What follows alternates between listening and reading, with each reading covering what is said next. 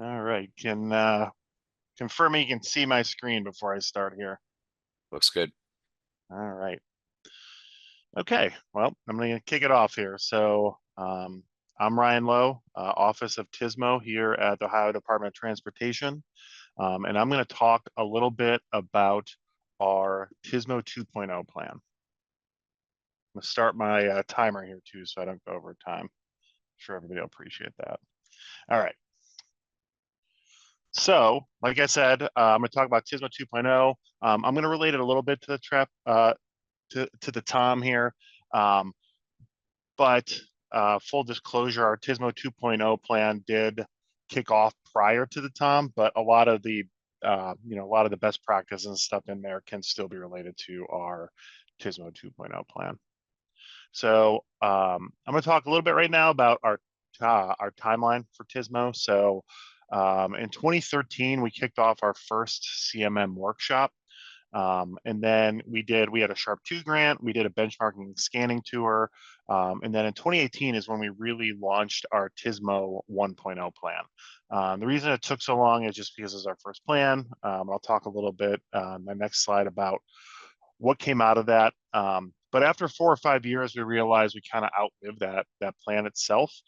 So we decided to kick off another, as we call a TSMO 2.0 plan. So we did a stakeholder engagement in 2022, and then in 2024, in June of last year, we released our program plan, our updated program plan. So in our first plan, which we now affectionately call TSMO 1.0, the big things that kind of came up with was creating our office. So we were in the Office of Traffic Engineering. There was actually, for whatever reason, operations were kind of split off, and the office was named Office uh, Traffic Management. And we had a data analytics section, the Traffic Management Center, and then we had our TSMO and OTIM section as well. So that was important to establish our own office. And then a funding source created. So we had operation funds, but also we had a $5 million capital fund each year to draw off of that we could dole out as seen fit. So on the right here of this slide, you're going to see the state of Ohio. Central office is right smack in the middle in Columbus. That's where I work, but we have 12 different districts. So we're really a decentralized state as it comes to the DOT. A lot of our projects, maintenance, comes out of the districts. So what we did in our TSMO 1.0 plan is we created 12 different district TSMO coordinators. And just looking at the list today, I know our statewide TSMO coordinators on this call. I mean, we do have one of our district TSMO coordinators on here as well. But that'll be important a little bit further on in my talk. So, the capability and maturity model, hopefully everybody's familiar with it. It helps you measure the performance of your program to kind of see where you stand. And these are the 4 different levels of that, where is a benchmark to measure your program against, and I'm going to go through and talk a little bit about how we use that to inform our TSMO 2.0 plan. So stakeholder engagement began actually, it might have been late 2021. I will say we did get a consultant on board to help us with this lift. But in 2022 is when everything began in earnest. We had 93 ODOT staff members that we had, that we reached out to, and they represent all the different facets of ODOT, different areas of the state, different job titles. We have everybody from district deputy directors who run each of our districts, highway management administrators. We really wanted to make sure we got a good cross section of what ODOT was doing. So we sent out pre-interview surveys, and then we actually had meetings where we interviewed everybody, 17 total meetings. Our consultant and our statewide TSMO coordinator at the time attended all those meetings, and we did a SWOT analysis and CMM evaluations. And what we came up with was this. So so what you're looking at right here is the CMM that informed our TSMO 2.0 plan. The initial is from when we kicked off the program, our first CMM, and then when we kicked off our TSMO 2.0 is where we landed. So you can see certain areas we moved fairly far ahead. In other areas, we remain stagnant. So this really helped us to get a conversation with leadership on where they wanted us to go with our TSMO 2.0 plan. So we sat down with them, and they told us that they want to see within the, we're see this as a plan in flux. So over maybe the next 5 years, the life of this plan, see if we can't get everything to level 3. One thing I will talk about that we've internally discussed is we're not shooting for level 4. We want to be prudent with our resources. So at least in Ohio, we've decided that, yeah, there may be some things that end up at a level 4, but we didn't, with the resources and being more lean agency, we really are just shooting for level 3. So that's something maybe other states can glean as well, is that was a conversation we had internally, that's where we want to land, is level 3. So like I said, referring back to Tom, so TSMO Chapter 5, which is the program planning, this is where we're going to make the business case for TSMO, its role within our agency and goals, the value of it. This is actually directly from the Tom, and I'm going to go to the next slide, which shows where our TSMO 2.0 plan fits in. So our TSMO 2.0 plan is the strategic and programmatic aspect of that plan. So the strategic being why is it important? And I really like below, it shows what levels of ODOT. So it's all levels of ODOT. And then the programmatic plan addresses, the organizational structure and business processes for implementing these activities. So those were both completed in our TSMO 2.0 plan. Our tactical plans are separate. So those are something that we're working through now. And I'll talk a little bit about that. And I'll also tell a little bit about lessons learned from our end as well, just to hopefully inform other state DOTs going through this. I think I have a slide on that. So with that, with our strategic and direction and goals, what we did is we looked at ODOT and FHWA's strategic direction, and we came up with 5 goals. So everything fits under the bucket of safety, efficiency, and reliability, mobility and accessibility, coordination, collaboration, and integration and security. I will also point out that we did pull literature from a lot of other states as well. So you'll see these common themes. I know that these are very similar to certain goals laid out in the TOM as well. So with those 5 goals, we created 19 strategic, we had those goals, we created 19 objectives. So, those different objectives kind of help support the goals. And I'll read through a couple of them. I won't read through all of them. But like for safety, reducing congestion-related crashes, really important to us here in Ohio. Prevent secondary crashes caused by traffic incidents. Efficiency and reliability, improving the travel time reliability on our freeway system, major arterials, in freight corridors. Freight's a really hot topic in Ohio right now, so making sure that we address that. Mobility and accessibility, timely, accurate, and comprehensive traveler information. That's something that we've been already kind of kicked off that objective. Coordination and collaboration, as you saw earlier, was one of our lower areas. So and I'll talk a little bit more about what we're doing to move that ball forward, and some of the different hurdles we have to work through. So that's just engaging partners at ODOT and local and regional agencies, different jurisdictions. Ohio is a home rule state, so it does make engaging local partners sometimes a little bit more difficult because we don't own all the roadways through municipalities. And then integration and security. Some of these, one of the big ones is integrate TSMO solutions as a standard part of the statewide program development process. So, and at the end of the slideshow here, there is a link to our TSMO program, which has this TSMO 2.0 program plan. So with that, like I said, we had to support those 19 strategic objectives, which is shown right here on the right. We actually ended up with 46 supporting action items to support those. So right here, for example, safety, which is the goal. The strategic objective is preventing secondary crashes caused by traffic incidents. And then you see there's 3 different action items under that. And so I will point out, and we'll talk a little bit about it, that we realized fairly early on that we're not going to be able to get to all of these. So what I'm going to talk about next is how we prioritize those action items. So what we did is we sat down with executive leadership and we pulled out 17 action items that we considered high priority. And that's what we're focusing on. And to be frank, I don't think we're going to be able to get to all of those. We bit off a lot, but we want to make sure that when we address these action items, that we're actually going to be able to do it, do a good job.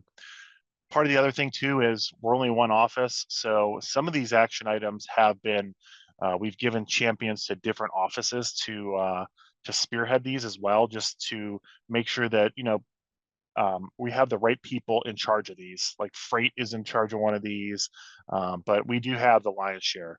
So I'll just read a couple of these and I can talk a little bit about how we're supporting them. And then I'll move on to kind of some of our early adoptions. And then I want to talk more about lessons learned, which I think will be a good one for other states. So developing a long range plan for the TSMO program to identify and secure funding for larger projects. Extremely important. We do have a capital program here, a TSMO capital program. So we wanted to make sure that we're stretching our dollar correctly. And that we have the funding needed to fund good TSMO projects. One of the big ones that we talked about is education. So develop, deliver, and support ongoing TSMO education and communications for internal ODOT. We did learn within our CMM that TSMO was not ubiquitously known throughout ODOT. Like not everybody knew what it was. So just having that education piece to make sure that it's considered in all aspects of either project development or just everyday ODOT life. That's been a big one. My statewide TSMO coordinator, who's on this call, Justin, and myself, we've done a lot of training, including, especially internally. I think last summer he did a blitz to all 12 different districts to make sure that he met with the right people and, as we like to say, spread the gospel of TSMO. So here's a couple other of our high priority items. Investigate the use and application of advanced warning technology with traveler information integration. That's an important one I'll talk about here in a minute. But with that, we created a tactical plan for each of the action items. So this is one way for us to track to make sure we're staying on task with the tactical plans. Here's an example of one that I'm in charge of. It's develop long-range plan for TSMO program that identify and secure funding for larger projects. Like I said, I'll talk a little bit about this in early adoption, and we intend to update this every year. I will point out that we do have an advisory committee that we report to. So it's a multidisciplinary committee in ODOT, and every year we're going to start going back with tactical plans to run it through that advisory committee to make sure that we're on track meeting those goals. So early adoption, a couple of different early adoption items that we had. So was the education plan. Like I said, we wanted to move like the culture and coordination collaboration forward. So we really have gone to a lot of internal ODOT events. The bottom left is called Team Up ODOT. Actually, that's our previous TSMO statewide TSMO coordinator right there. But we're going to a lot of these different ODOT events to be able to spread information about TSMO and OTIM as well. We kind of couple those together here because incident management is a big part of TSMO, and for us, it's kind of under the same section. Our statewide TSMO coordinator and myself have done a lot of different training, met with a lot of different offices, engaging offices. I have this money right here. We realized that we had a $10 million capital or a $5 million capital pot, but that was kind of getting sucked up pretty easily. So we met with leadership and they gave us another $5 million. So we have a $10 million capital program each year, which sounds like a lot, but that's not going to fund a smart lane. So we realize that we need to engage other offices that do have the funding, and we're kind of last money in, and work with them to make sure that some of these good TSMO projects do get funded. And it helps us spread our TSMO dollar for good projects around as well. And we just had a conversation with my statewide TSMO coordinator. It looks like we're going to be going to ask for another funding increase because we're having so many good projects put forth. Other things, we rebranded our office from traffic management to the Office of TSMO. No other better way for people to say TSMO than every time they have to contact your office, they have to say Office of TSMO. So we did that as well. And then signals. So signals was in our ITS maintenance group. We kind of brought that because there are more operations here. We brought them under our wing here in our office, and we're going to, that's going to help us to further one of our strategic objectives. I'm sorry, and action items, which is to, to further our TMC. So those are kind of the big ones that we did for early adoption. And then adaptation and lessons learned.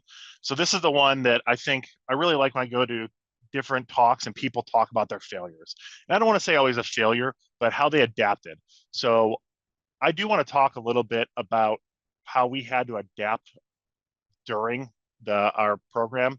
And I also didn't want to put failures up on a slide with our governor. But this is, we had to get leadership buy-in. And one of the funny things is our timeline for our TSMO plan slipped by 9 months. And the reason that was that I wasn't here as an administrator of this office. I was working at the city of Columbus, and I came back in 2022 after the plan was already kicked off. Our statewide TSMO coordinator moved on to a different role, and then we hired Justin in. But there was a time where a lot of the leadership of our office, which was pushing this TSMO plan, was new. But one of the benefits of having it integrated into the agency from our TSMO 1.0 plan is we didn't lose champions and the program didn't fall apart. We had those district coordinators, and they helped us to make sure to right the ship before we got our sea legs. There was a period of time where I was in as the administrator of the office, and I didn't even have a TSMO coordinator, so I was running both roles until we got Justin in, who's fantastic. But like I said, things change, and you deal with it, and you can use it, right? So one of the nice things that we had different from our previous leadership was they were very tech savvy. Great job with technology, but my statewide TSMO coordinator and myself both have an operations background. He was a district traffic engineer. I was I have a signals background. So we kind of flavored a little bit more to be operations heavy this time around. And another thing is, like, in the middle of our TSMO plan, there was a unfortunate motor coach crash east of Columbus where some high school kids lost their lives in a secondary crash. And because of that, the governor wanted us to stand up something. So we came up with a Q warning program, a Q warning system program. And we focused all of our efforts within, and we still are, a couple months, but we stood something up in-house at the site of that crash within, I want to say like a month and a half internally, using, cameras and neural network analytics to be able to run these. And now we have a larger, program, and we have 25 sites. It was 13, and the governor said, I want 25. So he came to our office at a big press conference, and, it was really good for us for the exposure for the TSMO program. I will say our statewide communications director, if you want to get laughed at, ask him to have the governor say TSMO. So that never happened, but him being here and kicking off a program that everybody within the agency knows is a TSMO program is helpful.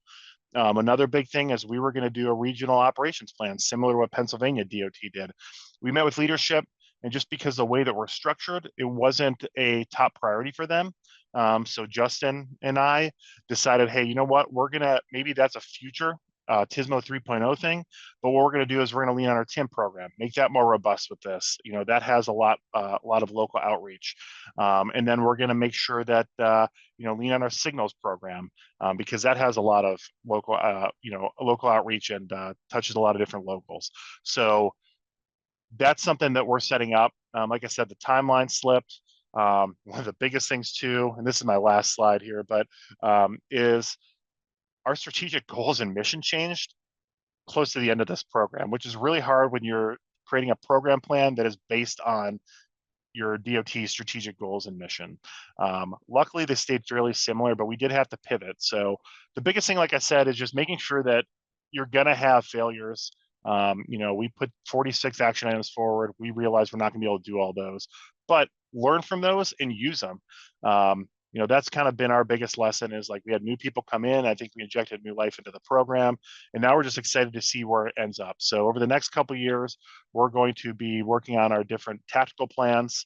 And with that, I think I'm out of time here. So I'm gonna kick it back to, I guess, any questions if we have time for that, or anything else. But also here's just the if you want to go look at our plan, this is where the website is. So with that, I'm going to pass it back.